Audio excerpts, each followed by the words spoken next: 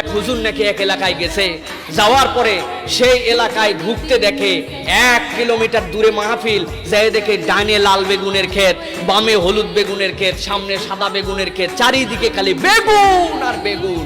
উনি চিন্তা করছে আজকে তো কপাল খারাপ আছে, এই এলাকায় যে তরকারি দিবে সবই তো বেগুনের তরকারি হবে মনে হয়। উনি ওয়াজে উঠে প্রথমেই ওয়াজ করছে, বাবা ফিকহ হাদিস বলে 40 পৃষ্ঠার তলে জাহান্নামে যাওয়ার পরে সব মানুষকে বেগুনের তরকারি খাওয়ানো হবে।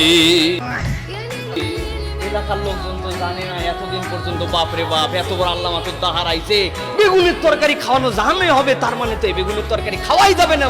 ওনারা তো বোঝে নাই। আল্লাহর রহমতে মাহফিল শেষ, এরপরে বক্তা যখন নাকি খেতে বসছে, খেতে বসার পরে খাবার আসে না। জিজ্ঞাসা করছে, বাবা এটা তো অনেক দূরতে সফরে আসেই আমি তো কথাবার্তা বলছি, তাড়াতাড়ি খাবার দাও। হুজুর কি বলবো আর, দুঃখের কথা আমরা তো জানতাম না যে বেগুন খাওয়া এত বড় অপরাধ, কিন্তু আপনি আসার পরে যে ওয়াজ করছেন বেগুনের বিরুদ্ধে। আমার মা তো শুটকি দিয়ে বেগুন রান্না করেছিল, ইলিশ মাছ দিয়ে বেগুন রান্না করছে, বেগুনের চচ্চড়ি করছিল, পাতাশি মাছ দিয়ে বেগুন করছিল, আমাদের সব বেগুনের ভর্তাবাজি। এখন আপনি যেহেতু আইছেন, বেগুন খাওয়া চলবে না, কি করবে? মা একটা ডিম ভাজতেছে আর আলু ভর্তা করছে, একটু দেরি করেন।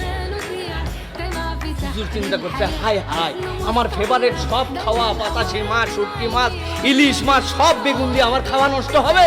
সাথে সাথে বলছে, বাবা তোমরা তো জানো না, মাসলার কিতাব বলে 40 পৃষ্ঠার তলে যদি কোনো তরকারি না থাকে তখন বেগুন খাওয়া চলে।